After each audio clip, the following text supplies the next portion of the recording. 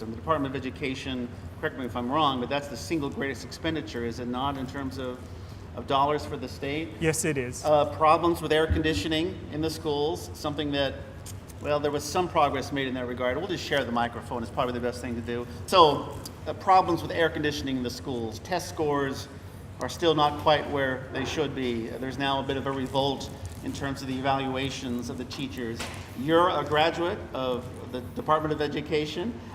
What are you going to do? This is one of the biggest gripes that we have year after year, decade after decade, the poor state of our public schools. Improving, but still troubled. A couple of things that I would just want to say about that. I am a graduate of public schools, Pearl City High School, and proud of it. I have spent a lot of my legislative time working on the public school system. I really do believe that the public schools provide the foundation of our communities. I think they do a great job in many areas. I think that there are many challenges. I wrote the first comprehensive restructuring of the public school system more than 20 years ago, and it's amazing to me that the issues that come up are still the same. It really is about empowerment.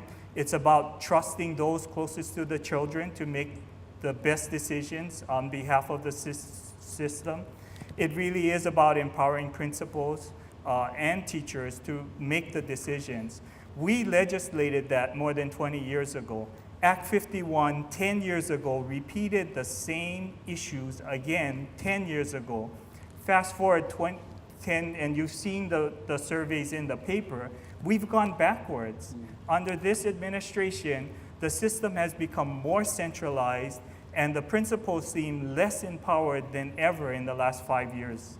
I think that that's what it's about. What can the governor do? I believe it's about execution. I do believe that the laws and the policies that we have on the books today provide all the guidance we need. We need to get a better board, a board that's committed to empowerment of schools. We need to stop the top-down bureaucracy that is really smothering our schools. If you ask the question today about the teacher and the student in the classroom, are they better off than they were 4 years ago? I think the answer you get back is absolutely not. The last 4 years, we've spent so much time and resources and energy on those things that are least important. And we haven't paid attention on those things that are most important. And it really is about the interaction between the teacher and the student. Now, the governor, it wasn't his decision to switch from an elected board to an appointed board, although I believe he supported that. You have well-respected people in the community, although controversial to some, like Don Horner. Many people think that the board is pretty good. Is the governor really the one to blame for the last 4 years? Catherine Matayoshi, generally well-respected in her position as a superintendent.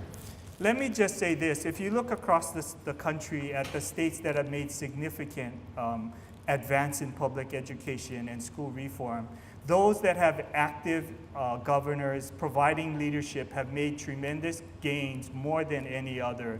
It is about leadership. It's about leadership from the governor's office. It's about those people that he appoints to the Board of Education.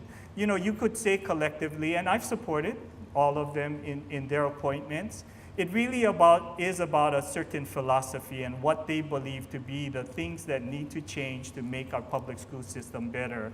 And I do believe it's about empowerment. And most importantly, it's about walking the talk. The board talks great about empowering schools. We've seen in the survey that's absolutely opposite of what's actually happening on the front lines. It's about understanding that the school is the most important function in state government, in the public school system, and making sure that the entire bureaucracy is really supporting what's happening at the schools.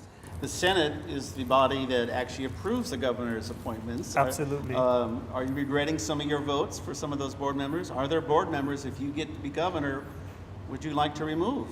I understand what the appointment process is, and I do believe the appointment and confirmation process is designed to provide some continuity. So I'm not looking at wholesaling, trying to kick everybody out. But it really is about providing leadership and direction. I would look for board members that are committed to the public schools, that have children or have demonstrated an understanding of what happens there. You know, I'm a parent. I've had 3 children that have been in the public school system. I've gone to PTA meetings. I've gone to SCC meetings. I've worked in the cafeterias on fundraisers for our children. You know, I understand what happens there. I was a student in the public school system. I benefited from many, many dedicated teachers who've helped me be a better citizen.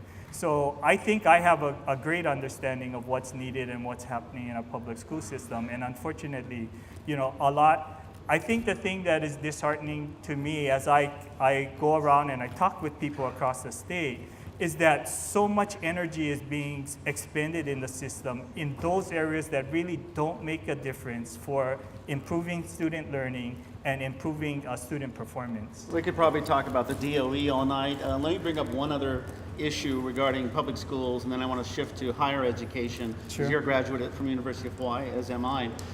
Charter schools, you were involved in the legislature and helped to create that system.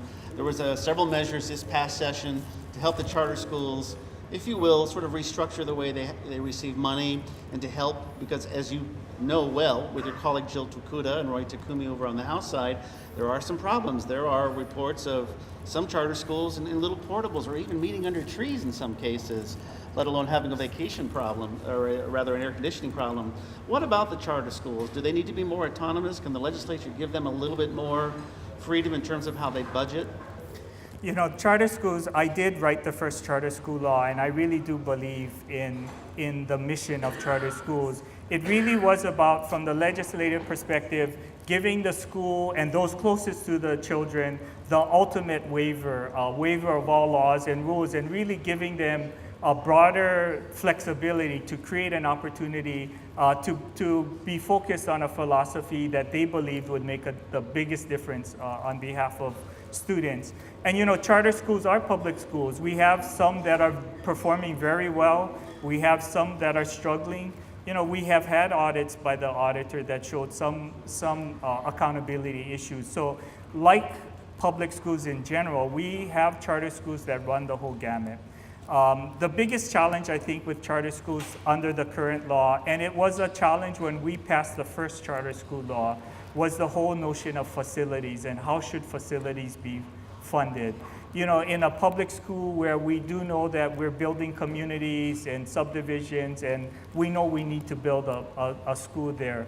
A charter school is a school by choice. That's the definition that we've given them. So they don't have a monopoly, they don't have a service area, and it's very difficult to budget for that. So I mean, I think I want to applaud the effort that Senator Tokuda has made in trying to wrestle with that issue.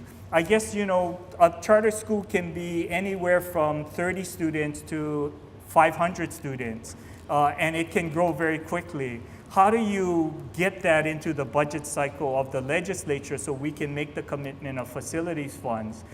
A charter school, by the same token, could disappear after 5 years, you know, if it's not. If we make a commitment of millions of dollars on a facility and the charter school goes away, what do we do with the abandoned facility? So it's a very difficult challenge. I don't have all the solutions in that area. I do know that and am committed to work with the legislature to find a more stable funding stream for the facilities of charter schools, because they are public schools. I do believe that they deserve support in the facilities area.